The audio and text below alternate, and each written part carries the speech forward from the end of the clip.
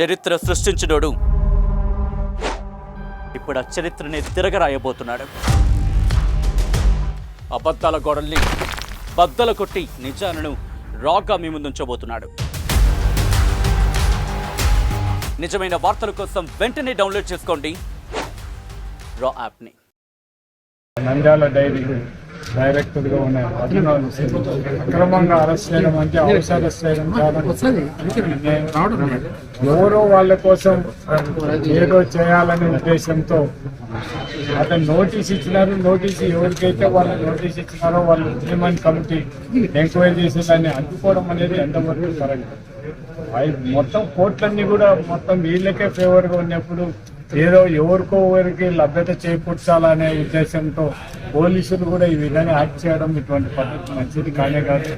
ఇక రాబోయే కాలంలో రేపు పొద్దున ఇదే యాటిట్యూడ్ కొనసాగితే మాత్రం రేపు అధికారంలో ఎవరున్నాయని కూడా రేపు పొద్దున ఏదాంట్లో ఎవరిని పోటీ చేయనీయము ఏం చేయమనే పరిస్థితికి వచ్చే పరిస్థితి ఉంటుంది.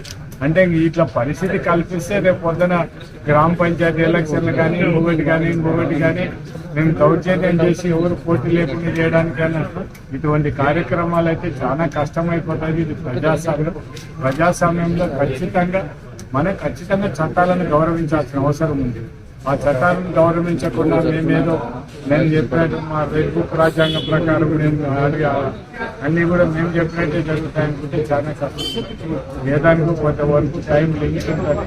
ఆ టైం దాటితే మళ్ళీ పరిస్థితి అయితే మళ్ళీ రివర్స్ కాకుండా చూసుకోవాలని మాత్రం తెలుగుదేశం చట్ట ప్రకారం మీకు బలం ఉందనుకుంటే బలం నిరూపించుకోండి. బలం లేకుండా మామూలుగా డిఫాల్టర్గా ఉండి కూడా మళ్ళీ మెంబర్షిప్ కావాలనేది ఎంతవరకు సమంజసింది. కోర్టే కొట్టేసింది. దాని గురించి ఆలోచన చేయాల్సిన అవసరం లేకుండా గురించి మాట్లాడితే ఎట్లా ఉంటుంది. ఏదైతే చట్ట ప్రకారం చేయాలని మాత్రం తప్ప వాళ్ళని కూడా నిర్ణయం చేయడం జరుగుతుంది. పోలీసు వాళ్ళని కూడా న్యాయం చట్టం అనేది చూడండి. ఇది కాకుండా ఇది వన్ సైడ్ చేయొద్దని మాత్రం పోలీసు వాళ్ళకి విజ్ఞప్తి చేస్తారు. రోజు నంద్యాల మన విజయ డైరీ సంస్థలో ఏదైతే ఎంక్వైరీలో భాగంగా విజయ డైరీలో డైరెక్టర్స్ ఇద్దరు కూడా హాజరు కావాల్సి ఉందో వాళ్ళని హాజరు కాకుండా హౌస్ అరెస్ట్ చేయడం జరిగింది. హౌస్ అరెస్ట్ చేసి ఈరోజు వాళ్ళు ఇచ్చిన ఎక్స్ప్లెనేషన్ తీసుకోకుండానే ఈరోజు దాన్ని వాయిదా ఇచ్చడం జరిగింది. ఎందుకు చేస్తున్నారు ఇంత దుర్మార్గంగా?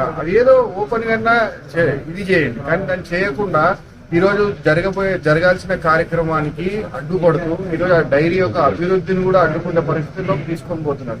మీరు ఏం చేయాలనుకున్నారు? ఇట్లా పోలీసులని వీళ్ళని పెట్టి బెదిరించి భయపడిచ్చి చేస్తే అయిపోతుంది అనుకుంటున్నారా?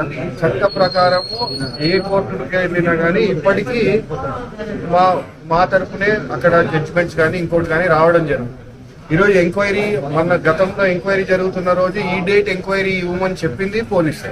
ఈ రోజు హౌస్ అరెస్ట్ చేసింది పోలీసు. అంటే ఏం జరుగుతుంది అక్కడ?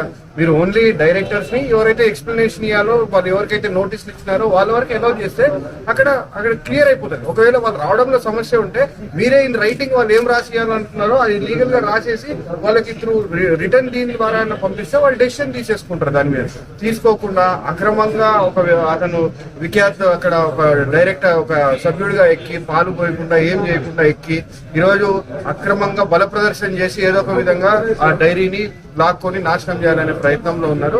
దీన్ని ఎవరు చూస్తా ఊరుకోరు. ఇలాంటివి మీకు కరెక్ట్ కాదు.